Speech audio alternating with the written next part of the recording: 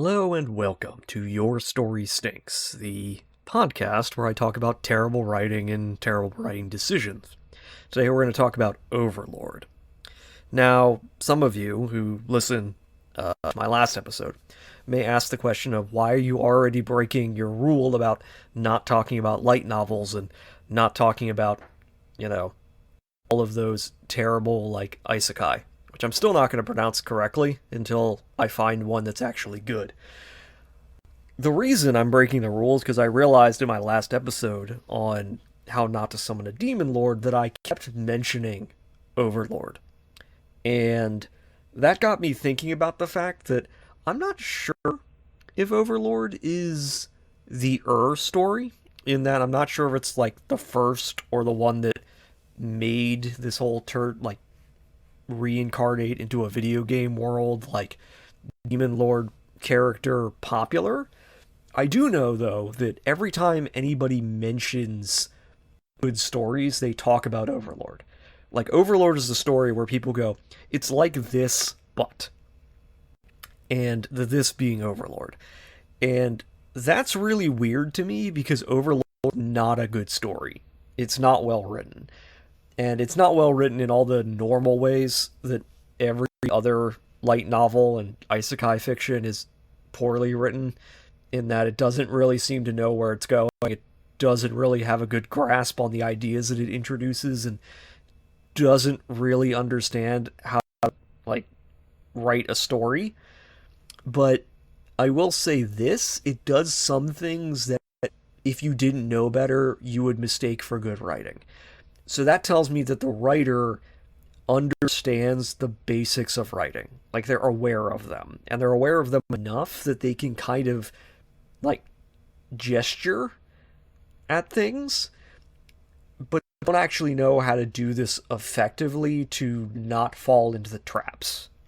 But the fact that they're doing that at all automatically puts it above 90% of the stuff that are in this genre. So I'm going to delve into that, and I'm going to delve into specifically why it doesn't work here. Now, the thing that Overlord does that sets it apart is that the writer clearly understands the concept of what's called environmental storytelling. And what that is instead of falling for the very basic show, don't tell, it allows things that are in the environment to tell a story on its own. So characters don't need to just espouse exposition at you.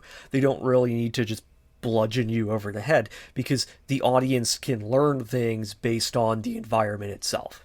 So I'll give you a good example of this. Imagine that you're in a normal, let's go with cliched fantasy world, right? And you go into a tavern. And the tavern is dirty and it's dimly lit and there's grime everywhere. And you learn things, or you have a vibe and you can intuit various things about this tavern based on just those descriptions. Or let's say you go into a different tavern and there's animal heads on the wall, right? You don't need to know where they came from or who hunted them or whatever. Just the fact that they're there shows that hunters go there. Right? That's what environmental storytelling does. You can learn things about the world based on the stuff that's in it. You don't need characters to just point at stuff and go, oh, look, those are animal heads. And then another character goes, yeah, they were hunted by X. You don't need to do that. You can just kind of absorb it through the environment. And Overlord does this, which makes it seem like it's better than it is. Because worse written story would be like, oh, there's a guy and he's in a game world, but none of his friends are. And so he's going to go through one by one and talk about his friends and tell us all about them. And it would just be endless exposition. That's what a poorly written story and what 90% of, like, isekais do. They just introduce characters and have the characters just talk at the audience about everything. In this world, or in this story, I should say, they don't do that, to its credit. what we learn about these characters, about these players who are not in the story, we learn through their creations. So the twist of this story, the thing that actually makes it kind of interesting, is you have a protagonist who is not with his friends, he's with his friends' creations as if they were like fully formed human beings, creatures, whatever, like with personalities and ideas. And so you can learn things about his friends through the choices they made in creating these characters. And that's kind of an interesting concept. It's a bit of the learn about the god through their followers kind of thing. The problem, of course, with this is that the things that we can intuit from his friends are not good things. Like at all. Like some of them are just kind of neutral, but some of them are very, how should I put this, off-putting. Uh, so I'm just going to get into it. One of the characters decided that he's going to make all of his characters sexy maids, which right away gives me red flags because anyone who's ever been in like an MMO guild or really just been around friends who don't know when to not bring their weird hyperfixations into the group chat, that's what this is. Like, to me, I'm like, oh, this is a guy who is obsessed with this. He doesn't realize it's making everybody else uncomfortable, but he's doing it anyway. It's like if they walked in full S&M gear or something. It's not like, oh, this is part of my identity. It's we're creating stuff in this game world that's really creepy and kind of off-putting because of your obsessions. Like, I don't know how else to put this. It would be like if one of your friends had like the ability to like was in your group chat and all they did was post pictures of random big boobed blonde women that they took on the street. You'd be like, this is really creepy. And that's the vibe I get from all of these just battle mates.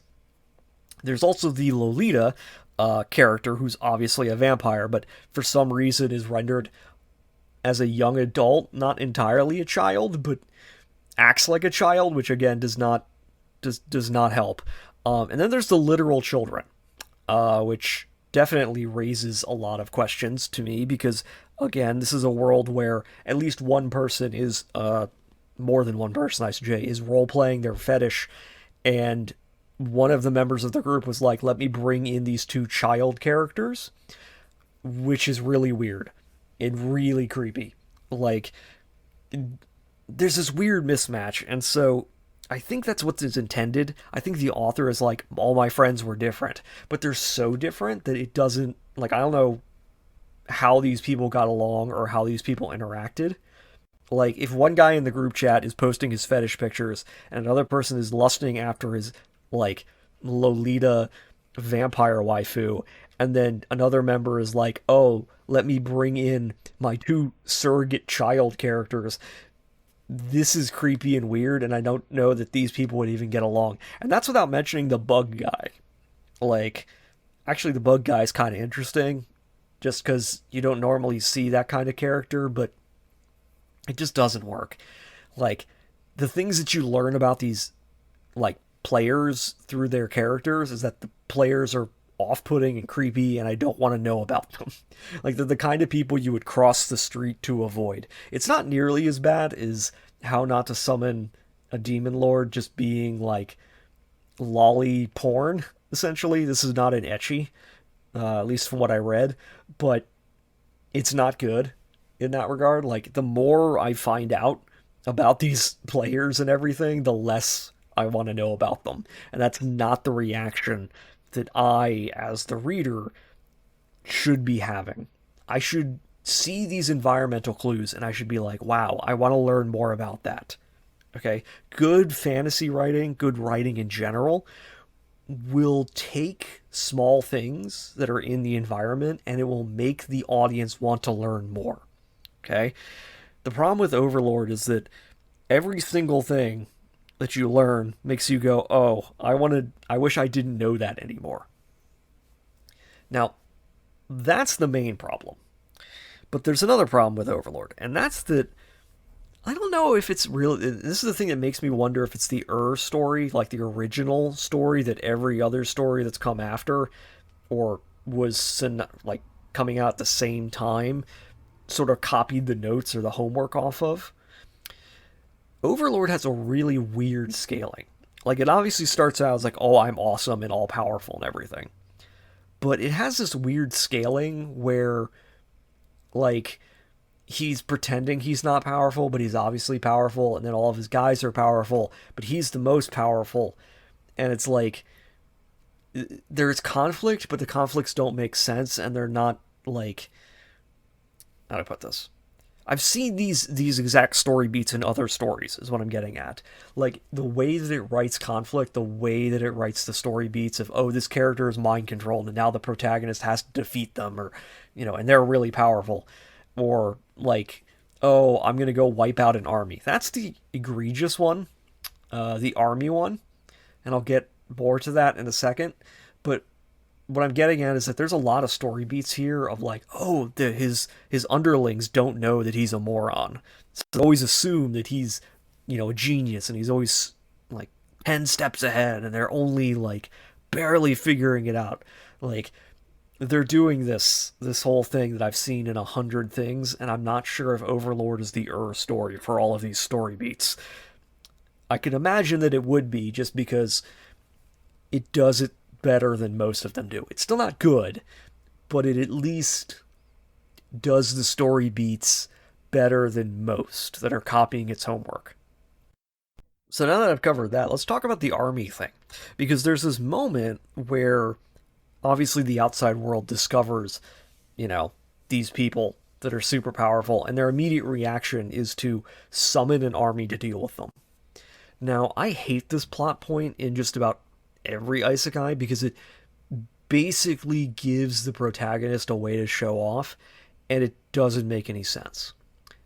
What I mean is, so they bring this huge army, and the protagonist is like, let me commit a genocide, basically, and kill like 100,000 people in like seconds. And the idea is that it's like, oh, look how powerful and awesome he is. But it doesn't work because the concept of the army doesn't work, like in this fantasy world. See, in real life, armies make sense because individuals only have so much power. So, like, a single person can't blow up a city on their own, right? Like, without a bomb or something.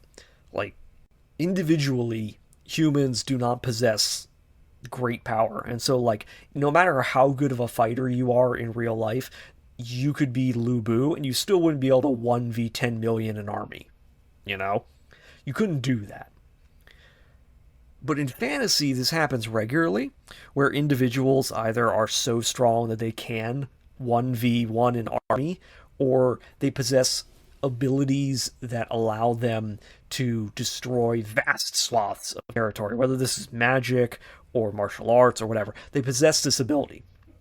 To give you an example of this in better fiction, Frieza has an army, but most of his army is, in Dragon Ball Z, most of his army is just, like, there to do, like, grunt work, because there's no point in having, like, a combat army. There isn't. There's, like, 7 dudes in his combat army. You have the Ginyu Force, you have Frieza himself, you have Zarbon and Dodoria, and that's the complete Frieza army for the most part in terms of combat ability, because there's no need for an actual, like, combat army beyond that point, because Frieza can blow up planets. Nobody can harm them. Weapons are ineffective against them. So every fight becomes a one-on-one fight, essentially, because there's no point in having an army when you yourself are invincible, right? Gods don't need armies. It's that simple. Gods don't. They can do everything themselves. They don't need an army to do that. And in fantasy settings like, this, the fact that magic exists means that there's no point for an army. Like, you would just train individuals to possess power to fight one-on-one, because armies would serve no purpose. They're just cannon fodder, just dead bodies, basically. Why would you take all of the time and effort, to manage the logistics of feeding and clothing and training a bunch of humans to go march off and die when one dude with a fireball spell can just kill them? It doesn't serve a purpose. It makes no sense. Logically speaking, it makes no sense. And yet, every single one of these like fantasy stories does it because they want to show off how great their protagonist is. In fact, this is the very moment I think I stopped reading the first time, I should say, stopped reading that time I got reincarnated as a slime, because the second he's like, oh, I'm just going to kill this army of 100,000 people, like, the second that happens, the story just stops, because at that point, there's nowhere else to go. And if Dragon Ball Z couldn't really find a way to kind of get over the hump that was left by the whole Frieza saga, then you're not going to do it. Okay? The whole thing about the Frieza saga is once that happens, it's all downhill from there, basically. Like, there are no more good ideas because at that point, you're just like, okay, well, we'll give them new hairstyles, I guess. And, like, what else are you going to do? You have nothing else to do once you're past the part where you're fighting a dude who can blow up a planet. Like, there's nowhere else to go.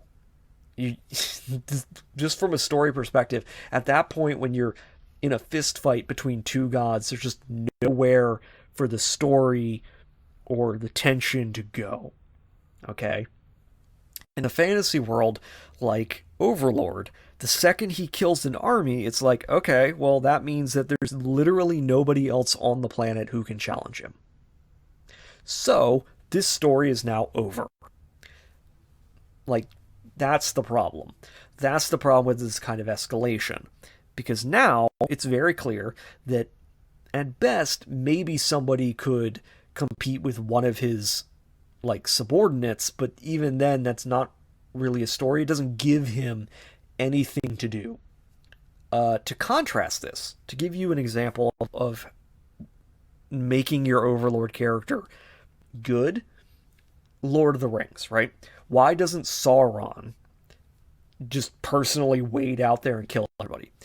The writer has to find a way to keep Sauron, the big bad, the guy who could literally destroy the world.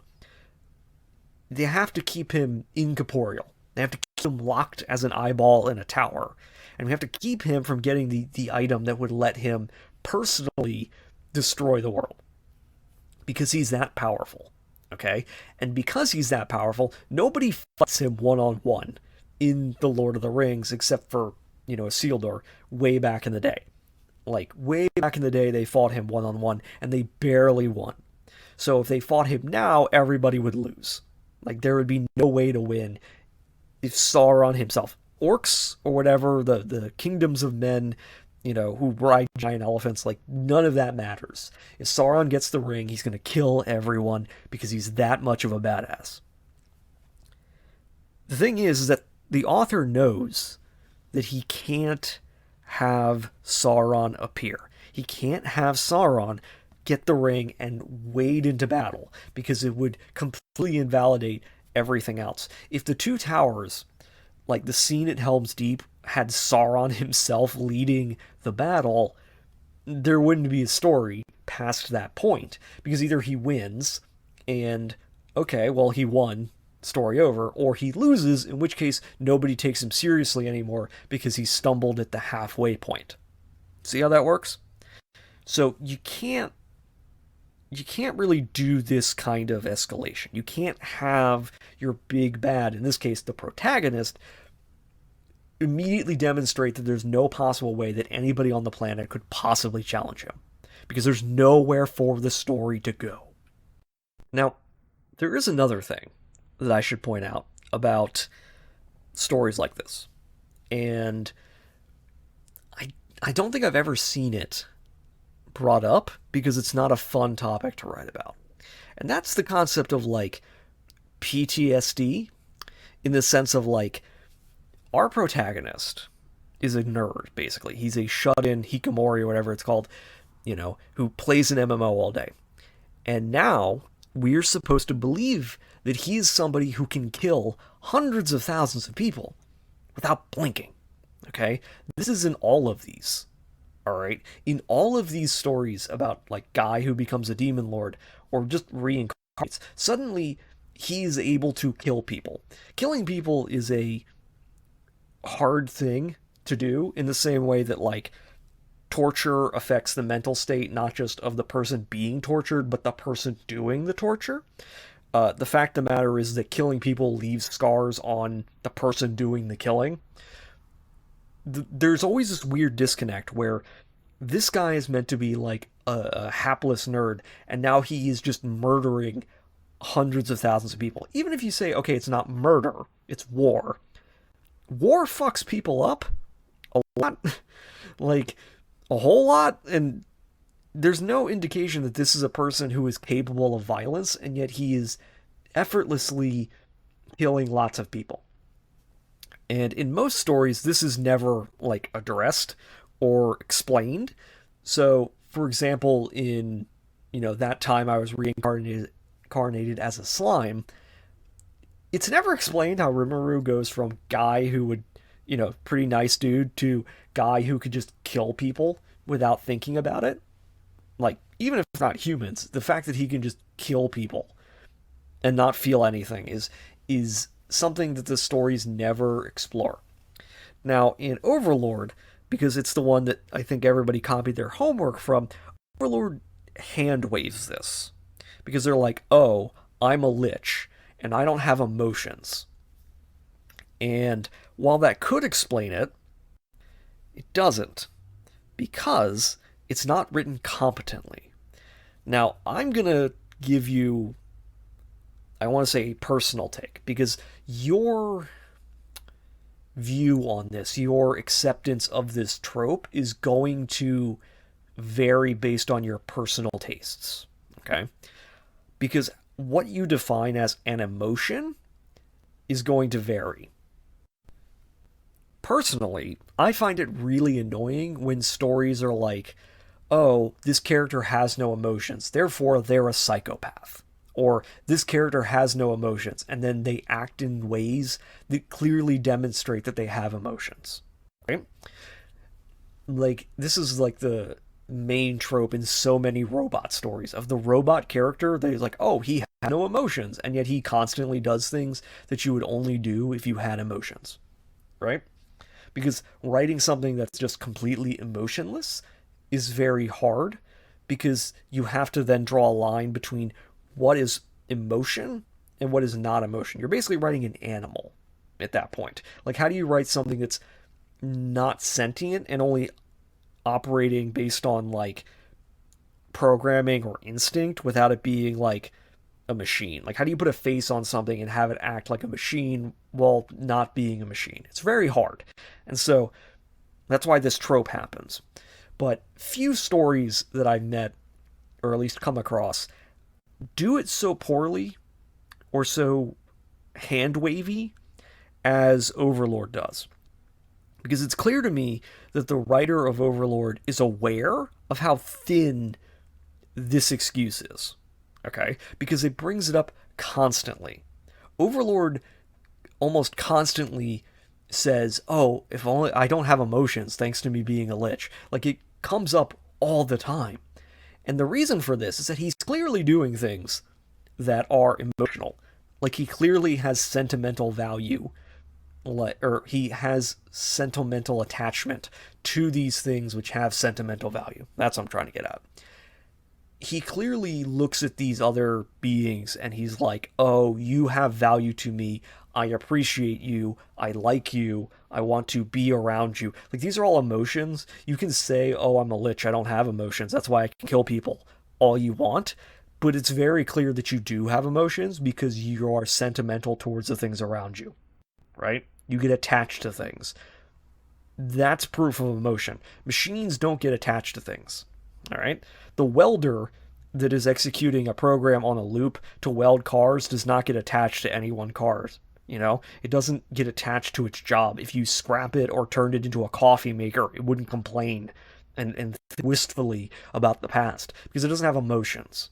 So the fact that, our Overlord character is constantly trying to tell the audience that he doesn't have emotions while doing the exact opposite is so frustrating because there's such tonal dissonance in everything. It's like the author is going, I know that this is bad writing, but I want to do it anyway. And you shouldn't do that. As a writer, you just shouldn't do that.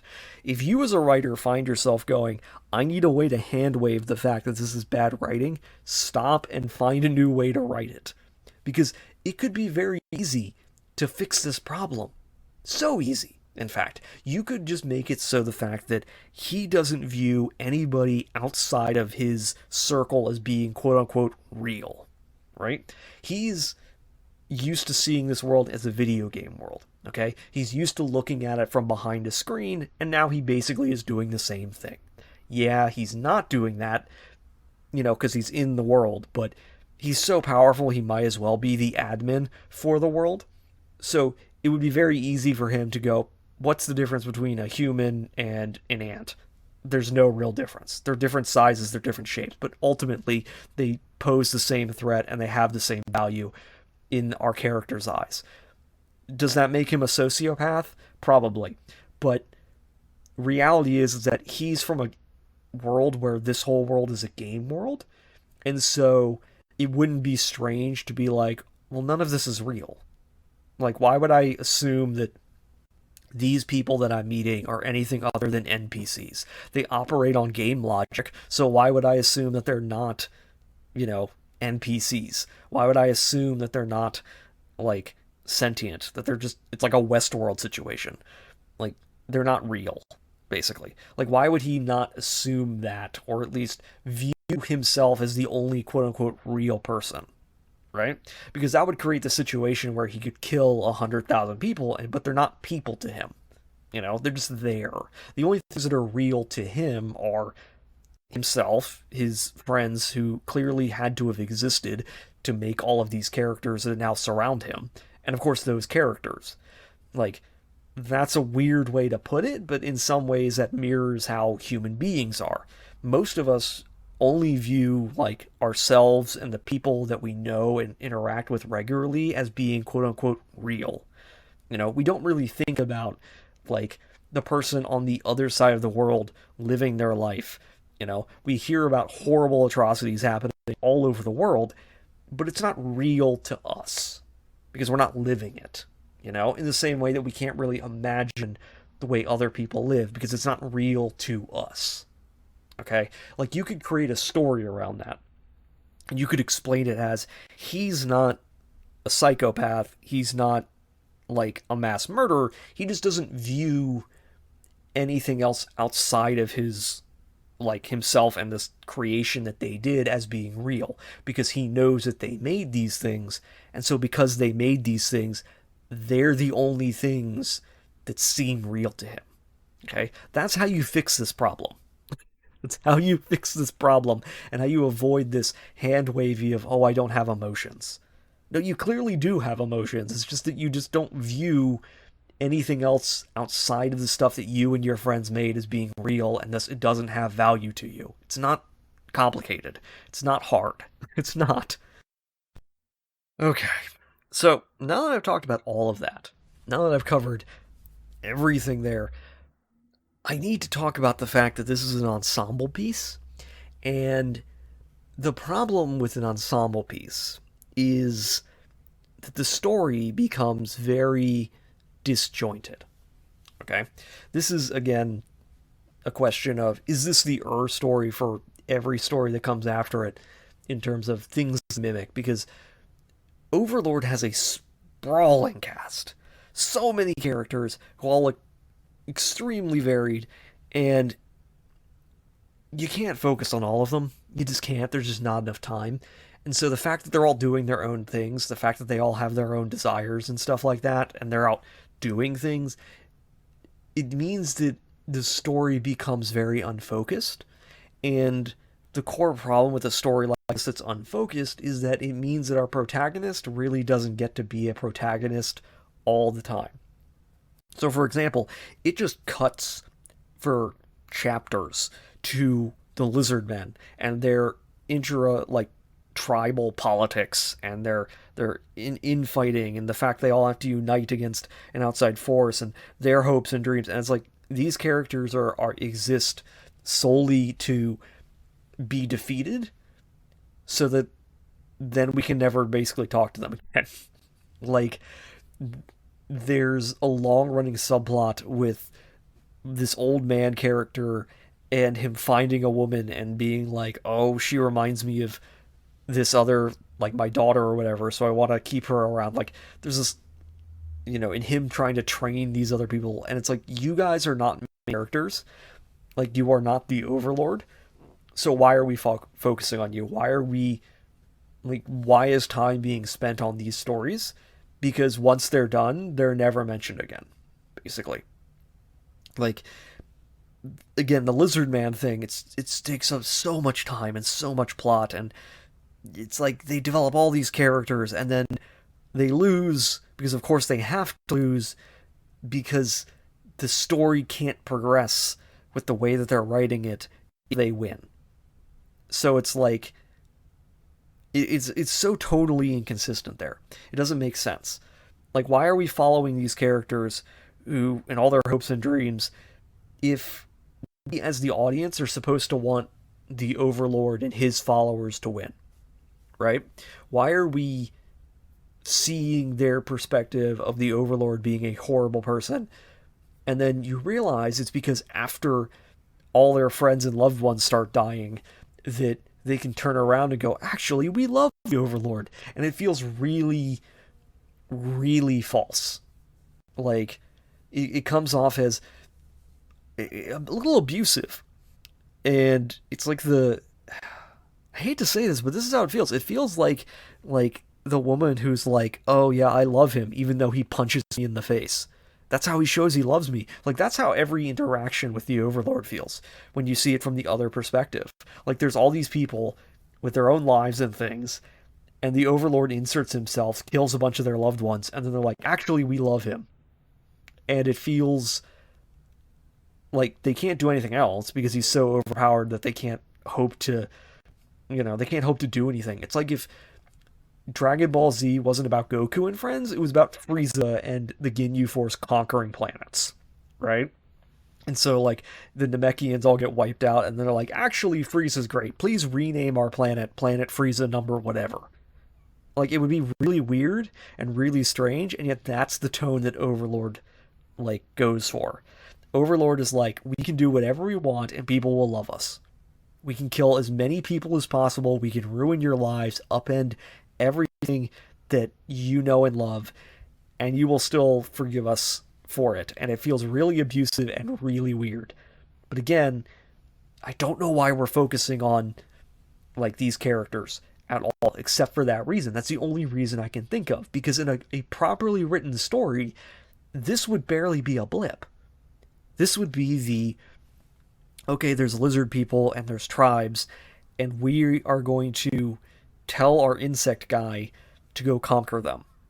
And of course, the insect guy, because he's very literal and straightforward, he's like, okay, I'll just knock them off one by one because, they're all scattered. And then he's surprised when, after knocking off like 3 of them, they all band together and attack him, even though he still wins. The fact that they did that surprises him. And he would be like, oh, maybe they are worth something because they did things that I didn't expect them to. Now I'm curious about them, so I want to keep them alive. Like, that's how you would write that story. Overlord instead is like, no, they don't do any of that. Overlord's just like, hey, go learn stuff from them. Now that you've defeated them, it'll be good for you. Like, it just completely ruins the way that you would tell this story. But it's, again, hardly the only place this happens. Like, why are we focusing on all these characters who are not the Overlord? And what he's doing and why? Like, why does any of this matter? Right? And I know light novels are known for basically just being filler. Like, that's all they are. It's like everyone complains in anime about filler, about how none of it matters and it has no bearing on the plot. And that's like all what light novels are. That's all they are. It's just filler. It's like, what if we took that filler and we transcribed it? Congrats, that's a light novel. And it's terrible. It's just garbage. But I can see a story here with Overlord. Like, I can see that the writer has knowledge, or at the very least understands how to, like, the bare bones of a story. Because they understand how to set up a conflict, and they understand how to, like, do some environmental storytelling and they understand how to like create interesting designs at least. But what they don't understand is they don't understand how to make a plot work. They don't understand how to write a story with a core idea to it. Like, that's the thing that I keep kind of circling around here in the same way that Overlord does, where I'm going, what is the core point of Overlord? What's the core thesis of this story? What's the arc? What are we going for here? What is the point of telling this story? And I can't find one. I don't know what it is. Like, you might be arguing like, well, stories don't need a point to be told, and that's true from like an external perspective. In the case of like an author doesn't need a reason to tell a story, but a story has to have a point to it. Like, what are we doing here? Why are we doing this? Right? Go back to Lord of the Rings. Lord of the Rings, what's the point of the story? The core story arc is Frodo and Sam and all the others have to take a ring to Mordor and throw it in a fire to save the world. Right? That's the point. It's the thing that underlines all of their actions from beginning to end. Ring needs to go in a volcano, save the world. That's the line that underlines everything. Okay? Every Superman story that you've ever read has the same through line. Superman needs to save the day because if he doesn't, people are going to die. Underline that. Okay? Point to the story. In fact, it's kind of one of the main weaknesses of most Isekai, in that writers seem to assume that you can just take a character and plop them into a world and then the story just happens. Like, they don't need to do anything. There doesn't have to be a reason. The story just kind of happens. So many of these light novels are just that. I took a character and I put them into a world and the story's going to happen. That is not how storytelling works. Okay? That's not entirely true. It's not how good storytelling works. What ends up happening is if you do this, it turns into that like really boring story that everybody's been told by like a friend or a relative, where you're just sitting there and you're like, why the fuck are they telling me this story? Why do I need to know about every trial and tribulation that they had when they left work and went to Target and they saw somebody who was wearing a thing that reminded them of a thing from when they were in high school? Like, what the fuck are we talking about? Why is this story being told to me right now? Every isekai has this problem. The ones that don't, the ones that get around it, the ones that fix this problem, are almost always portal fantasies, and even when they're not, it takes great pains to define the characters before they go. Okay? A best example of this that I can think of is Wizard of Oz, right? Dorothy is a defined character before she goes to Oz. Okay? Before Dorothy ends up in Oz, she is a clearly defined character with a clearly defined desire. And when she ends up in Oz, her first reaction is, I need to find a way to get home. Okay? Simple, straightforward. That's why the plot is happening. That is the point of the story. Underline it. Another good example. Inuyasha. Right? Inuyasha, basic story. Why is Kagome in feudal Japan? Why is that happening? Because she fell down a well. Okay. She falls down a well. She gets wrapped up in the whole nonsense. And why is she there? Because she has to be. Because she realizes that if she doesn't, then the things are going to come through the well to the real world, or the future world, basically. In other words, she kind of has to go back there, but even though she has to go back, she's clearly doing it because she wants something in the future. She wants the future to be a certain way, so she's willing to go back in time to suffer all that hardship to make things work. Okay? Clearly defined character. Yes, the character develops, but they have a very clear desire of what they want to do. Chronicles of Narnia. Okay? Lion, Witch, and the Wardrobe. Portal fantasy. You have a bunch of kids, and they end up in the other world. They end up in Narnia, and at first, there's no reason for the characters to be there, right? The first character that goes there comes back, and they're like, hey, there's this thing. Nobody believes them. So now they're trying to get them to go back. And then they do, and then they go back, and then they get wrapped up in this in the story, because the story happens around them, because the people that they've met get in trouble and they want to help them. Okay, so because they want to help them, that leads them to then taking more actions because they keep getting deeper and deeper into the plot. Okay, underline the point. They're there for a reason. Now, they are aware that they can leave at any time, and at first, that's their first instinct. But clearly, this is too much for us to deal with. Let's get out of here. But they find reasons not to. Okay? Digimon. Another good example. Bunch of characters, even if they're not really well defined at first, they become well defined. But the core idea is, okay, we're in this situation and we need to get out of it. It's a bit like Lord of the Flies in that sense. Not as violent, but it's a bit Lord of the Flies in the sense of you're basically shipwrecked. I mean, they're not shipwrecked, but that's kind of the vibe. You have a bunch of kids and they're trapped somewhere. How do they survive? That simple. What's their goal? Their goal is to get home. Very simple, very straightforward. That's the point of the story. I'm bringing this up and I'm giving you these examples because I cannot for the life of me tell you what the fuck the point of the story of Overlord is, or most of these stories.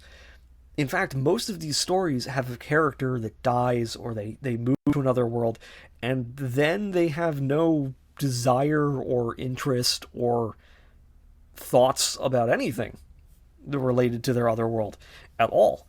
And in fact, one of the things about that time I was reincarnated as a slime is that it starts off like going, oh, hey, there's this other character, except they came here during like World War II Japan when it was being bombed.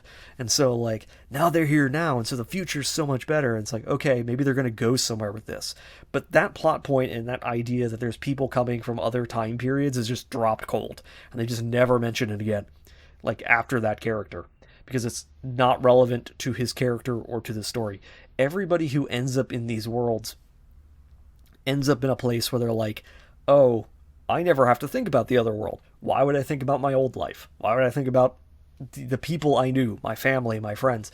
Like, it almost forces the characters to be so unlikable and so alone and so, like, mistreated by society to the point where it's like, yeah, old society sucked because everybody hated me. Literally everyone. Okay? I would walk down the street and people would spit on me for no reason. Like, it's comical levels just to cut off any and all, like, contact with the other world so that the audience doesn't go, hey, didn't you have a family member or a friend or anything else? Like, you never see a guy who's like, yeah, I had a wife and family and I was really happy, but now I'm trapped in this fantasy world and I'm just going to abandon them. Like, you don't see that, except maybe in that one Final Fantasy game for the Game Boy Color, where, like, the character's dad is just remarried in another world. He's like, oh, hi, son. That's a tangent, but yeah, you don't normally see that. You don't normally see a guy who's, like, super happy and, loving life, and then, oh, he got hit by, truck gun, and now he's trapped in another world. No, it's always some guy who's, like, alone and miserable, so the author doesn't have to consider, like, a character. Like, they don't have to write a character at all. The character can just exist, and they just assume that plot will happen. And it's a really lazy way of writing, but it also is really boring. Because it turns into Overlord. It turns into Overlord, where you have this character who's super powerful, and he's sitting in his tomb with all of these characters, and he has nothing to do. Like, yeah, he can go around and look at stuff. Like, he can interact with people, he can pretend to be an adventurer, but he doesn't need to do anything. He has all the power and all the money and all the bitches right away. Like, he doesn't need anything. He doesn't want anything. He's just there. Like, things happen to him because then if they didn't, story wouldn't happen. Like, this is the problem. Like, things keep happening because the plot requires them to happen, but he doesn't need or want anything. And he's not, like, you could argue that, okay, maybe he does want to find, like, his other allies or whatever, but you could argue that there are way better ways to do that than just, like, declaring war on the world, basically. Like, you could leave everything behind and go adventuring if you wanted to. He just doesn't. Like, there's just not a lot going on, and all of these stories have that problem of a protagonist who is such a blank slate and such an empty shell that they don't have a reason to do much of anything. Like, yeah, like, man, I can't believe I'm going to say this, but Sword Art Online is a better isekai than this. And Sword Art Online is terrible. Like, it is awful. But it's awful because it's got horrible writing and the author couldn't think of a reason to get, like, he couldn't think of a way to get out of the story he wrote. Like, he's clearly somebody who wrote as a discovery writer, meaning that he was writing, like, discovering the plot points of the story as he was writing it. Like, it's very clear that that's how that happened. And yet, even still, he came up with a reason for his characters to do stuff. Because he came up with a reason of, okay, well, they're in this fantasy world, but if they don't escape, they'll die. Okay. Like, that's such a simple motivation. Okay, we're here, but we're trapped. It's a good place to go to visit, but when we're trapped here, it's not fun. We don't want to be stuck here forever. Okay? Like, that is a cohesive idea that you can work with. Where it's not really an isekai. It's just, okay, we're in a virtual world kind of situation. But, like, oh, it's nice and fun, and we all enjoy it when we're here, and we can log out whenever we want, but if we can't, if we're trapped here, if we could die here, it's not fun anymore. Now we have a reason to go and do things because we want to escape. Very simple. Like, it's very simple, straightforward, clear underline of what the goal everybody's working towards is, even though it meanders around and is horribly written and everything else.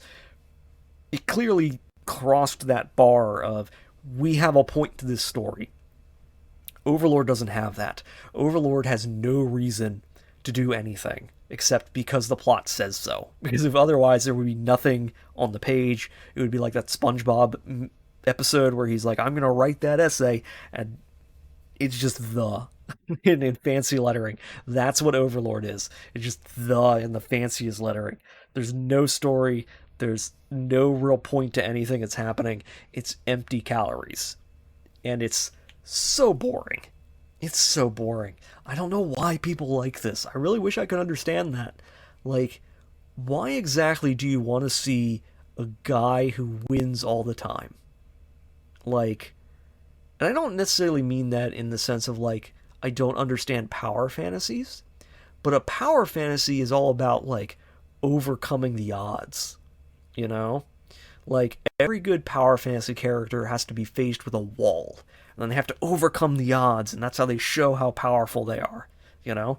Like, Superman is the ultimate power fantasy. Like, a guy who's just innately better than everybody else, but he's constantly faced with challenges that he has to overcome, or even something like Naruto, where it's like, you know, there's this character, and he's alone, and, you know, he's all sad all the time because everyone hates him, but then he works really hard and he overcomes the odds, and he shows he's basically a god at the end. You know, he's reincarnated ninja Jesus at the end. You know, like, that's how power fantasies work. You have to, in order to be a power fantasy that works, in order to be a power fantasy that, like Goku's a great power fantasy, right? Super strong, fights everybody, always wins basically, although Goku dies a whole lot.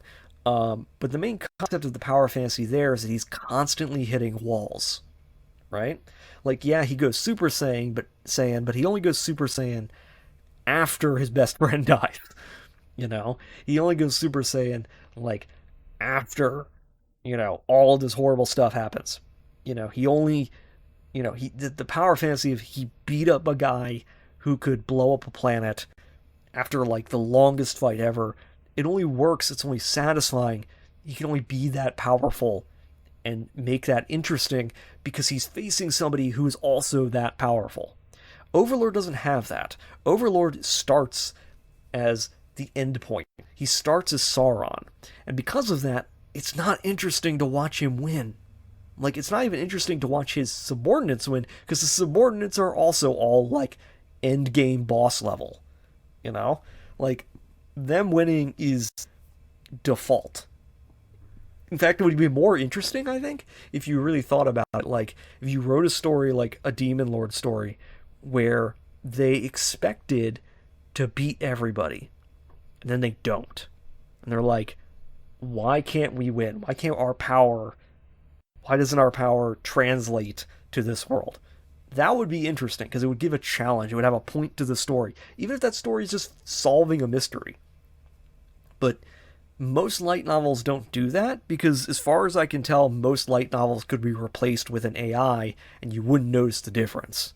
Like, I know we talk about slop, and slop is a term that really doesn't have any meaning anymore because if everything is slop, then nothing is slop. But it really does feel to me like light novels are just empty calories written by people who can't hack it anywhere else. Like, you write light novels because you don't know what else to do. You don't have a story. You have like a character and maybe a generic setting, and you're just a discovery writer. Like, you can't sit down and plan out your stories. Like, you're incapable of that. So you're just like, okay, well, maybe if I come up with some good designs and I don't know, like some basic fantasy stuff, people will buy it and like the designs. Like, that's what it comes off as to me. I don't know. I just can't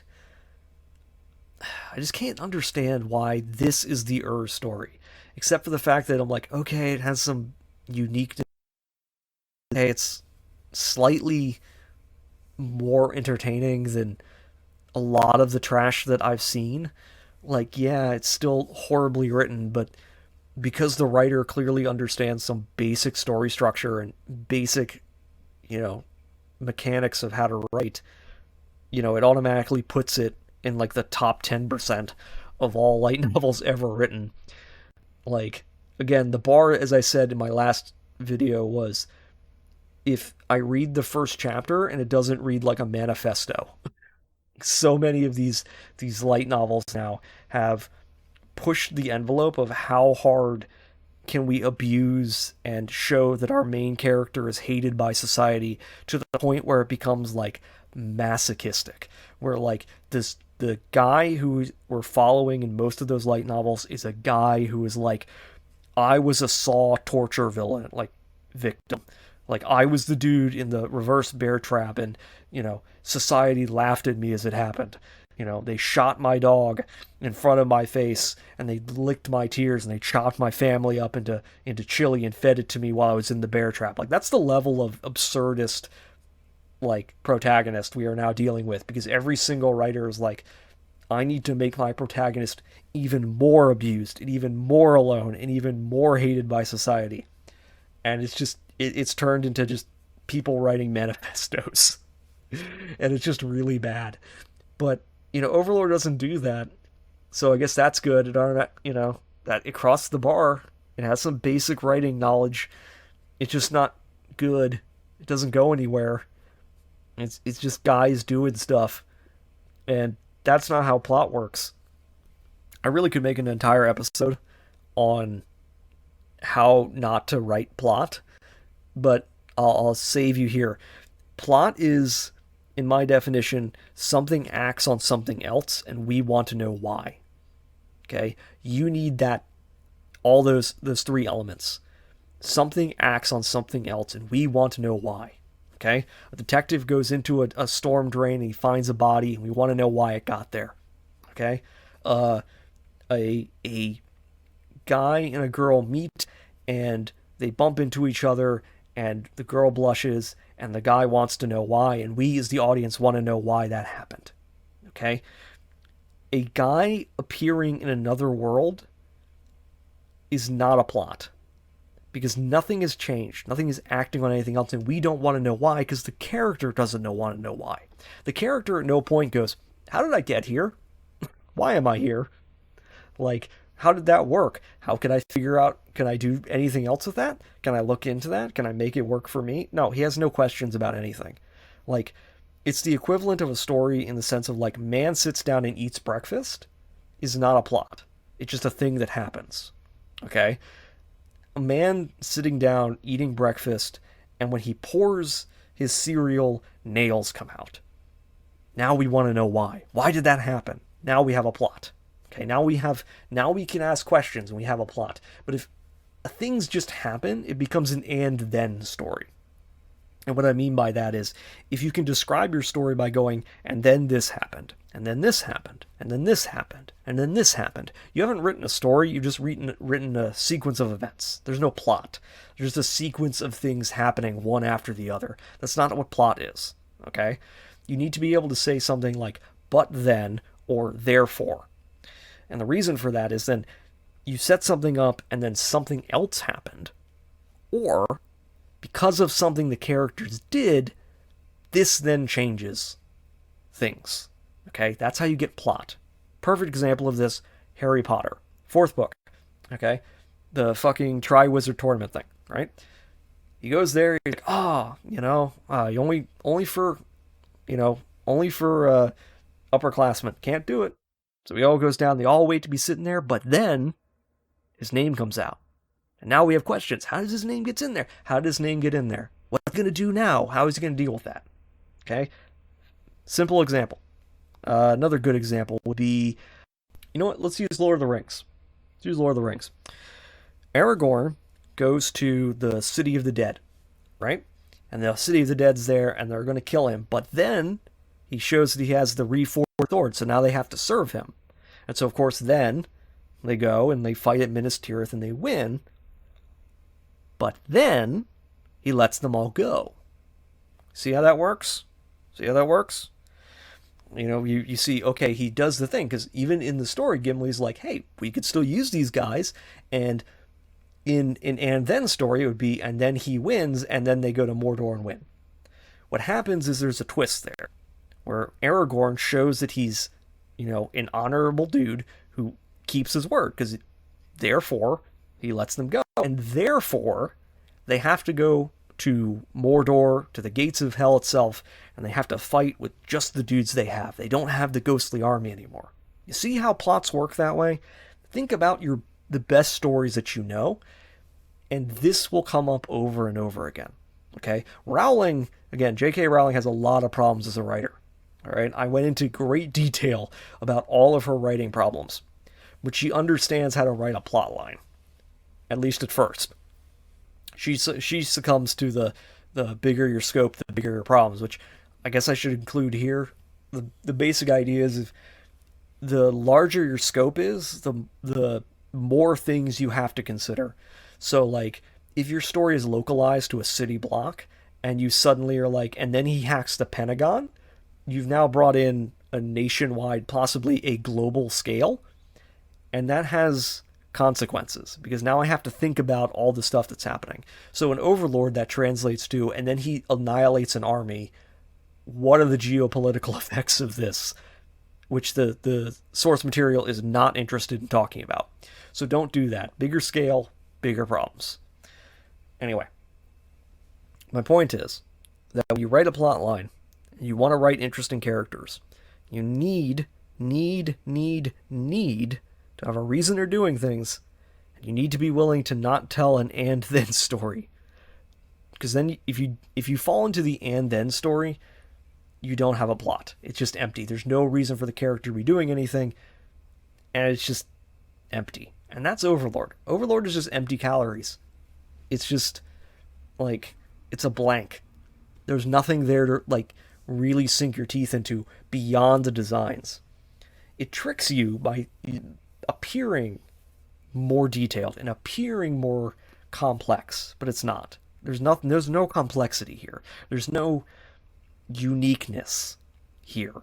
There's just some overdone designs and some environmental storytelling, which makes it seem like the author has ideas, but then he doesn't do anything, and he shows over and over again that he doesn't seem to understand how to tell a basic narrative story.